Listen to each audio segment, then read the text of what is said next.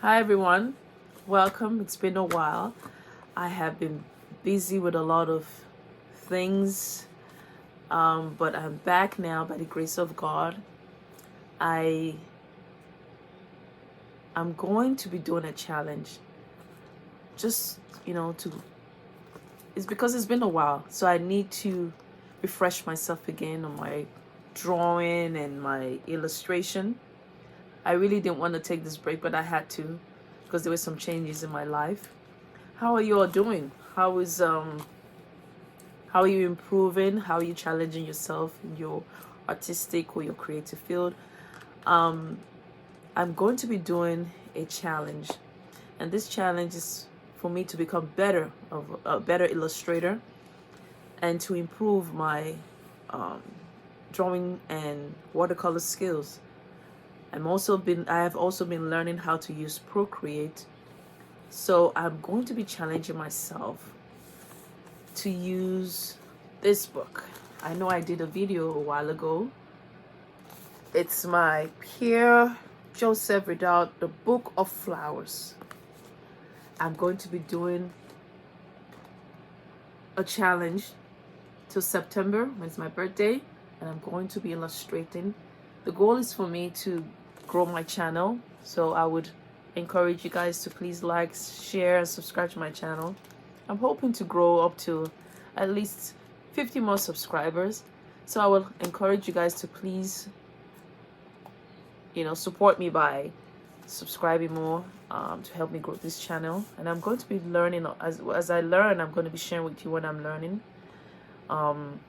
Also, I'm going to be using my goal is to improve also with my iPad. I got an iPad a while ago, so I've had the time now. Before I didn't have the time to do what I was doing and also illustrate. So now I have more free time to be able to do this. My goal one day is to be able to do this full time. So leave your comment below. What are you doing your artistic skills or your drawing? Are you doing it full time, or are you just doing part time right now? So I'm not going to be taking much of your time, and I'm just going to continue the illustration I started, and I'm going to be sharing with you the steps I'm taking. I'm still growing. I'm not there yet. I'm still growing, and I'm going to be showing you the outcome. And I'll be able to grow as I get better. I've taken a lot of classes. I am using Domestika. I'm going to leave the link below. Domestika has really helped me. I bought a lot of classes, and even though I know I have YouTube and YouTube University, but Domestika, since I started purchasing classes on Domestika, I have met a lot of talented artists, and I have learned a lot different skills on how to illustrate, how to shade, how to draw, different mediums. It was through Domestika I learned what gouache was. I never knew what it was. I hope I'm pronouncing it right. And how to use it to illustrate. And I also learned how to illustrate beautiful botanical flowers. And I still have more classes to take, so I'm challenging myself. The goal is for me, as I said earlier, to grow this channel and to be able to share some of the skills that I've learned, some of the things that I'm learning with you guys. So here we go. Come along with me. Okay guys, so I'm going to be starting by illustrating this flower, because my book is, I believe it's in French, so I am trying to look at the name. It's Alstroemeria ligarina. That's the name of the flower that I'm drawing. The scientific name. I believe that's what it is. It is Alstroemeria ligarina. It's on page 30, figure 20, and the page in the book is page 31. So what I do, for me, I don't like tracing. I think because I'm challenging myself to become a better, illustrator, an artist, how I train myself is to draw freehand. So I look at the picture. That's how I draw. I look, and you can see, because I don't want to take too much of your time, I just sped it up here, and I look by drawing. I don't like tracing, because I feel like by me tracing is not challenging my brain to be able to look. I look and I see, and that helps me to draw my. So here after illustrating, I'm going to be using my Daniel Smith watercolors. I really enjoy this color. I've done a video. If you look at my past video, you will see that I've done a swatching and a review of this Daniel Smith watercolors. So what I'm going to do first is going to swatch the colors I see in the flowers, and I'm going to use that swatching to be able to pick the colors that I'm going to use in the illustration. So you can see also my beautiful water pot, and I'm going to start with shading after I've swatched them. So I swatched the colors first, and I wrote their names down so I don't forget. And at the ending of the video, you will see that even though I swatched it right here, but I now took the pictures, the swatching, and put it on the side of the picture so that it would be all at once. And here you can see I started shading, and I'm using, let me get the color that I'm using.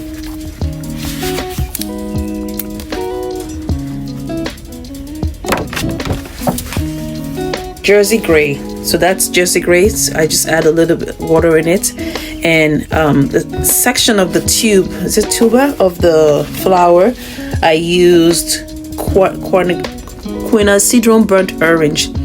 So I started the first layer, and then for some of the roots also had yellowish in there. So I used buff titanium and Hansel Yellow Deep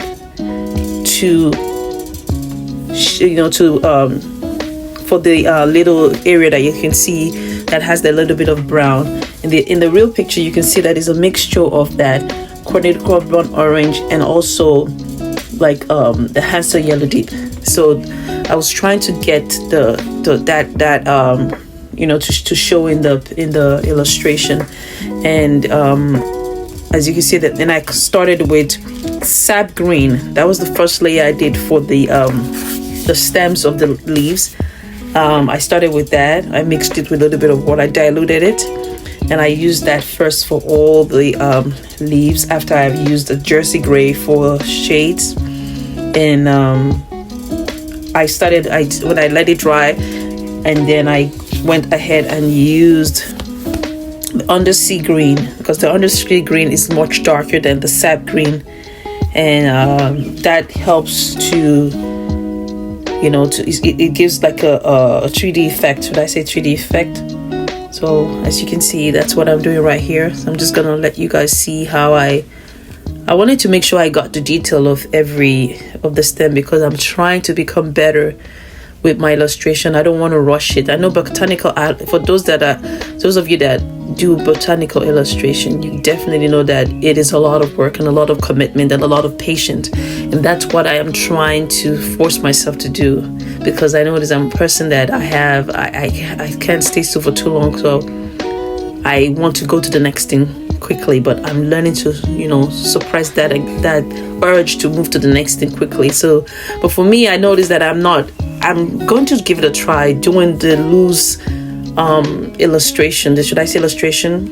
But it's not illustration, but just where you see artists just take the brush and just do it like a rendering of the flower without drawing. But for me, I'm still learning that part, but so that's why I can draw a little bit. That's why I prefer to start drawing, and I want to get better. I have one of my teachers that I took her class on Domestica. Oh my goodness, she's a beautiful artist, and I can see like the patience, the time it takes to be a botanical artist, and I really love seeing them. Even those that are that do just that draw flowers and you get the detail, like Sandra Morgi. My teacher name, I'll put her name in my description for you guys. you could see that they take their time, because it's layers upon layers and research upon research of, they want to get the exact detail. By the time they draw, if they're finished, you'll be amazed. You would think, you'll be like looking at their pictures or the illustration, you would think that it was just right. If it's a fruit, the illustration she did on the Domestica course was a pear, and her pictures, I mean not pictures, I don't know why I'm saying pictures, her illustration looks exactly like a real pear.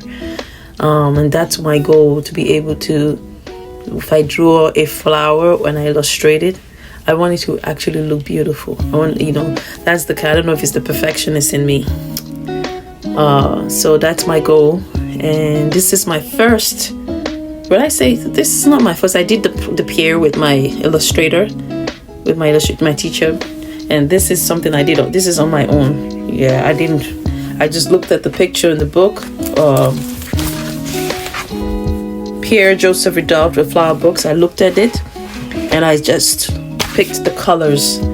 I'm training myself to be able to look at the picture and see, okay, at the bottom of my stem I can see a yellow, I can see the shades, I can see yellow, even though it's green. That's what I learned from my Domestica course.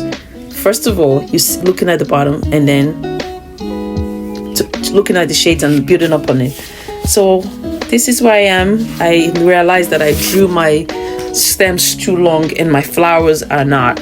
I didn't have enough space to draw my flowers the way I wanted it to, and it was getting late. So I just decided to just give it do the best I can. But I'm definitely gonna have to learn how to.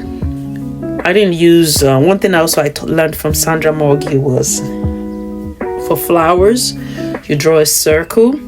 If it's tilting towards the left, you will draw a vertical line towards the left and another one in the center, and then you draw your flower in there. If it's tilted to the right, you do the same thing. Your verticals will tilt to the right. So I didn't do that, and I didn't focus first on the flower. I started at the bottom. So my block pad is, here it is, I'm measuring it. It is 10.5 by 7.1. So I'm looking, I realized that when I got this, I got it from Temu, my illustration, my drawing pad. It's a block. It's all glued together. When I got it from Temu, I realized when I started using, I realized I don't like this. I don't want to keep tearing it out. I want something that I can flip the page and I can keep my illustrations in one page. Because with this, for me to use the next page on it, I have to take this illustration you guys are seeing me doing. I have to take it off and cut it out so that I can access the next page. So I'm definitely going to be looking for another illustration journal. If you guys have ideas or something that you've used before, please leave a message, or